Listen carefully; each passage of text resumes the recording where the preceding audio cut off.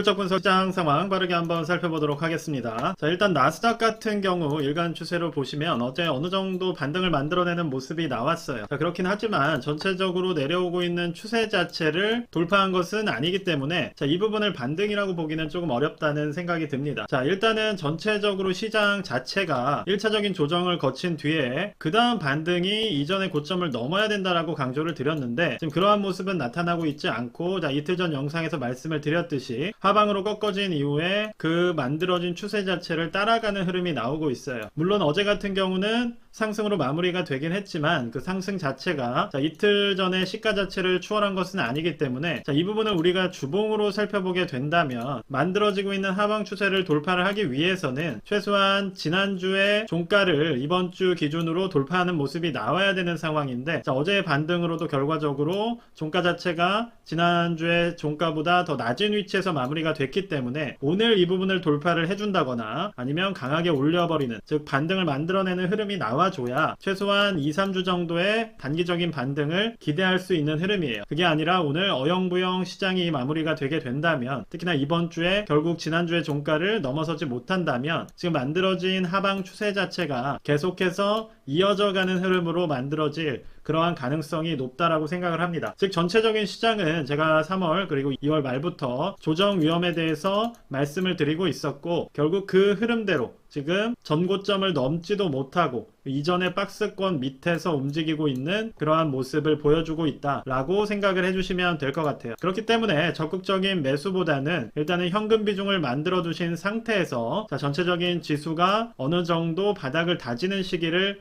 기다려 주시는 게 좋을 거라고 보여집니다. 자, QQQ 같은 경우도 유사한 흐름이에요. 오히려 보시는 것처럼 반등의 강도 자체가 기술주 위주에서는 좀 더 약하게 나왔고, 자, 이틀 전에 종가보다도 훨씬 더 낮은, 시가보다도 훨씬 더 낮은 위치에 존재를 하고 있기 때문에 또 V자 반등이 나오고 다시 하방을 그리는 움직임이 나오는 모습이 나올 확률이 더 높은 구간이라고 보여지는 상황입니다. 전체적인 기술주와 나스닥 그리고 S&P 500 같은 경우도 비슷한 모습을 보이고 있기 때문에 이렇게 올라가다가 잠깐 반등이 나왔다고 해서, 그러니까 이럴 때 꼭 폭등이라는 단어를 쓰시는데, 자, 폭등이라는 거는 이럴 때 쓰는 단어가 아닙니다. 자, 이런 것들은 폭등이 아니라 이전에 만들어졌던 박스권을 뚫어버리고 계속해서 올라가는 경우를 우리는 폭등이라고 얘기를 하는 것이지, 지금 위쪽에 박스권이 이렇게 가득한 상태에서 그 하단부를 터치하고 오히려 그 밑에서 움직이고 있는 종목을 가지고 하루 반등이 나왔다고 폭등이라고 얘기를 한다면 시장 자체의 흐름을 혼동할 수가 있다는 거예요. 그러니까 시장을 볼 때는 큰 시계열에서 봐야겠죠. 이 구간이 사실상 상승의 구간인 것이고, 자, 지금은 폭등이 나오는 구간이 아니라 조정을 만들어가는 구간인 겁니다. 그러니까 언제나 주식이라는 거는 6개월이 올라가면 3개월 조정을 거치고, 자, 이러한 과정들을 가져가는 것이기 때문에 이것을 얘기한다고 해서 제가 떨어져라라고 고살 지내는 게 아니에요. 저는 지난 1월에도 매수를 강력하게 추천을 드렸고 11월, 12월, 1월 모두 다 매수 포지션으로 시장을 접근을 했습니다. 자, 2월 말부터 지금 현재까지 조정 포지션을 가져가고 있는 것이고, 실질적으로 그 이후에는 박스권이 만들어지고 조정으로 꺾여가는 흐름이 나오고 있기 때문에 그 부분에 대해서 말씀을 드리는 것 뿐입니다. 자, 엔비디아 같은 경우도 1000달러 구간에서부터 과열이 됐다라고 말씀을 드렸었고, 결국 그때 사신 분들은 지금까지도 단 한 번 전고점을 넘지 못했어요.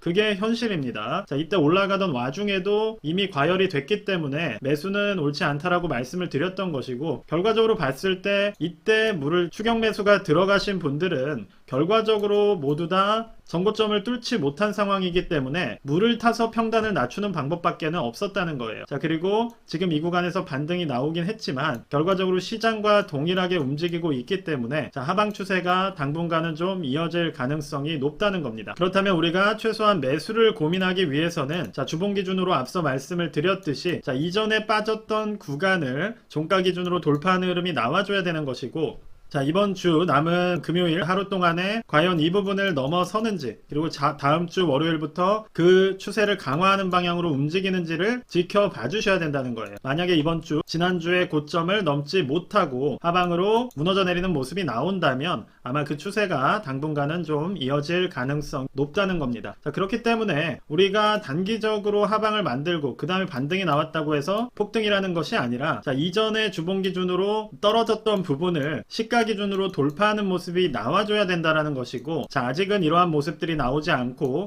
하단부에서 움직이고 있는 모습이기 때문에 섣부르게 매수를 들어가기보다는 현금 비중을 가지고 일간으로 보았을 때는 오른쪽 상단의 모습, 즉 어깨 같은 모습이 지금 현재 나온 상황이기 때문에 이렇게 재상승을 도전을 하다가 지금 이 구간에서 하방을 그리고 있는 상황이기 때문에 빠르게 접근을 하기보다는 일단은 내가 수익 실현할 부분이 있다면 어느 정도는 현금 확보를 해두는 방향으로 접근하는 게 리스크 관리 측면에서는 좀 더 안전하다라는 겁니다. 자, SOXX 같은 경우도 V자 반등을 121선 인근에서 만들긴 했지만 재차 맞고 단기 추세를 따라서 떨어지는 흐름이 나오고 있어요. 자, 이러한 상황에서 굳이 우리가 하단부에서 매수를 들어가기보다는 조금 조심하시면서 이 추세를 돌파할 때까지는 지켜보시는 방향으로 접근을 하는 게 좀 더 안전하고 낮은 평단에서 진입할 수 있는 그러한 기회를 잡기 더 유리하다라는 말씀을 드리겠습니다. 자, 테슬라 같은 경우가 단기적으로 반등을 하면서 많은 분들이 조금 착각을 하고 있는 것 같아요. 테슬라가 며칠 동안 반등을 했다고 해서 시장이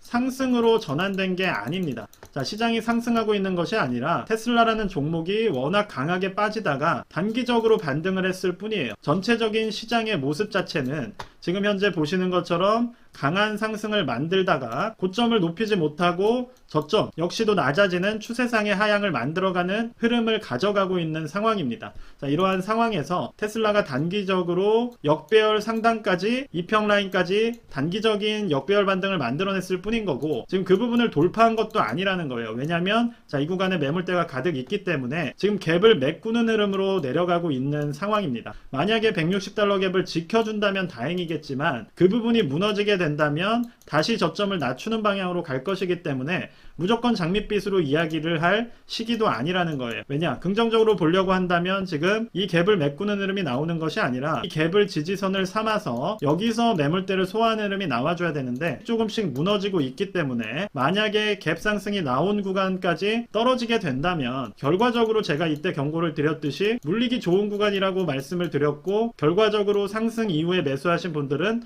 다 물려버리게 되는 결과가 되는 겁니다. 그리고 심지어 여기까지 빠지게 된다면 갭상승 구간 지지라인이 무너지게 된다면 또다시 하단부를 터치하러 갈 가능성이 높기 때문에 우리가 단순하게 2, 3일 정도의 뷰로서 시장을 접근하는 것이 아니라 조금 더 장기적인 뷰로서 접근하는 게 중요하다라는 말씀을 이러한 이유 때문에 강조를 드리고 있는 거예요. 자, 그렇다면 테슬라 같은 경우는 지금 현재 보시는 것처럼 이러한 단기 역별 추세를 돌파하면서 매물대까지의 단기적인 급등이 나왔고, 이후에 매물대를 맞고 떨어지면서 지금 이 사이에서 지지냐 저항이냐 방향성을 결정하는 그러한 움직임을 가져가고 있다라고 생각을 해주시면 됩니다. 이 말은 테슬라란 종목이 상승이냐 하락이냐 라고 이야기하기에 확실하지 않은 구간이고, 전체적으로 봤을 때는 역별로 있기 때문에 결국 하방 에너지가 더 힘을 받을 가능성이 높다는 거예요. 즉 여기에 있는 매물대, 그리고 여기에 있는 매물대로 봤을 때 어느 쪽이 더 튼튼하고 단단하냐라는 말씀을 드리는 겁니다. 그럼 이쪽이 단단한지, 이쪽이 더 매물대가 맞고 단단한지를 생각해 본다면 결과적으로 이 위쪽이 훨씬 더 많은 매물대를 가지고 있기 때문에 이 부분을 맞고 떨어지게 됐을 때는